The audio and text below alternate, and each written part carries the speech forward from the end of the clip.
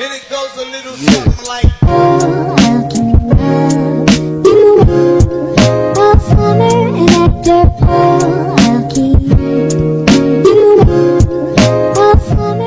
Hi everyone, here is our output for the task showcasing your future teaching practices that applies the elements, feature, and strategies of a learner-centered pedagogy.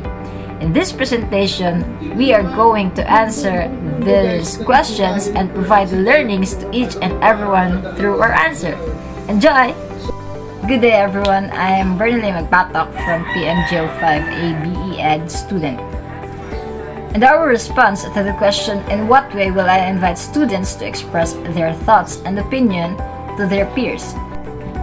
As I enter their classroom, I will create an atmosphere that will encourage them to express their thoughts with each other. I will ask students to share ideas and experiences with others whose backgrounds and viewpoints differ from their own. As a teacher, don't make the entire conversation on how you engage with your students. They occasionally need to talk to a peer prior to participating in a conversation with the class as a whole. Students frequently turn to a neighbor and discuss an issue or topic. They can use this time to organize their ideas, seek peer criticism, and become more at ease with their concepts.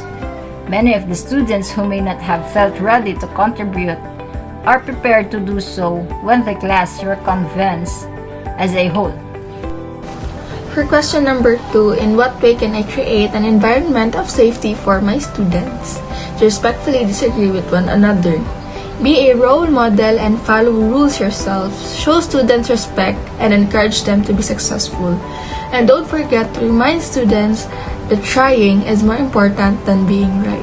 For further explanations and samples, Nicole Pasok. Continuation of Ronaldin Innocent in line with the question. In order for me to create an environment of safety for my student, I will use the method of one-on-one feedback because I don't want to feel my students that they are embarrassed when speaking them in public, and I don't tolerate the public reprimand.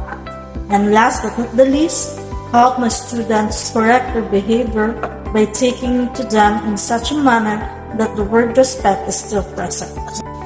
In what way will I provide my students with the opportunity to reflect on their learning? As a future educator, the ways I would provide for them is by asking questions, giving them a chance to share what they've learned and make them write their written reflection. Asking them what they've learned in our lessons would help my students have the ability to assess their development and recognize their strengths and areas in need of assistance. They are compelled to carefully consider to pay attention to their responses, which fosters curiosity. That is also because curiosity primes the brain for learning. Share their own thoughts. The way I can connect with my students by listening and allowing them to share their viewpoints, which is also build their communication skills. Lastly, by making them create a written reflection, which is one of the effective ways in a child's learning. The way I did not just see what they're capable of, but my students will notice and acknowledge their understanding and growth, which is really a great way for my students to be more immersed on their learning and exploration. And also, strategy for assisting students in understanding the topic and strengthening their learning techniques is to encourage them to think about their thinking. There are numbers of approaches from simple to complex, helping students acquire skills in metacognition. To help your students to reflect on their learnings, as a teacher, you can give them an activity where they can acquire their learnings. You can instruct them to create a concept map, diagram, or other visual presentation of today's topic.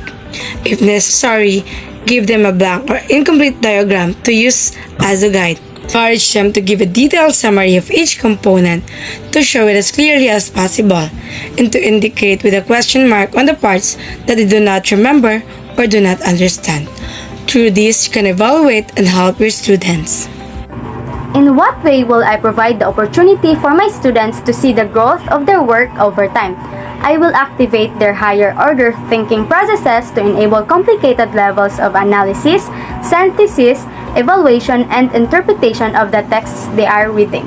They are able to judge, identify details of meaning, and process text deeply, provide projects for students to finish, enable students to have original thoughts, achieve goals with my students, let the students practice recognizing individual variances.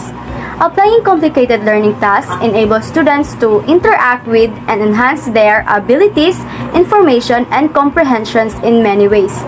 A successful teaching method is cooperative learning, in which small groups of students, each with variable levels of ability, use a range of learning activities to deepen their comprehension of a particular subject. In relation to that, help students to stay organized. Organize and label all materials and notebooks and keep a checklist of essential tasks. And lastly, apply classroom management. Learning to prioritize and manage time can be difficult for students. To help them manage their time, keep track of assignments and tasks by creating a school calendar. And that's all our report. Thank you for your listening. God bless.